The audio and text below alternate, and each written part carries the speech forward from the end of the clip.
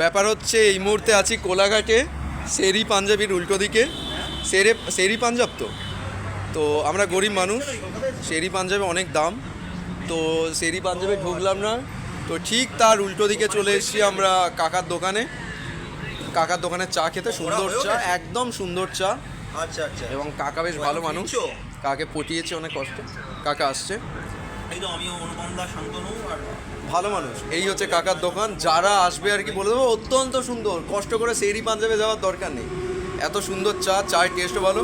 এই হচ্ছে কাকা, কাকা যদি আমাদের দাদা হবে, এবং দাদা অফার করেছে একখানা চা ফ্রিতে। তো দাদা একটা চা আমাদের ফ্রিতে খাওয়াচ্ছে, বাকিদের জন্য ফ্রি নয়, অত্যন্ত ভালো। এখানে হচ্ছে তোমার পকোড়া, ফিশ ফিঙ্গার, আর কি আছে গো তোমার?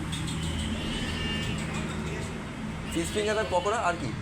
চিলি চিকেন আছে, ফ্রাইড রাইস আছে। আচ্ছা, সমস্ত কিছু আছে মোটামুটি। যারা আর কি শেরি পাঞ্জাবে, আমার মতো যারা ভিকিরি, যারা যেতে পারো না শেরি পাঞ্জাবে, তারা উল্টো দিক থেকে কাকার দোকানে চলে এসো। দরকার হয় কাকাকে একটু ম্যানেজ করো। কাকু মিয়া খালিফার বড় ফ্যান, নাম বললে কাকা হেসে ফেলে, ফলে কাকা ছাড় দিয়ে দেবে। তো এই কাকা আমাকে চাটা ফ্রিতে খাওয়াচ্ছে।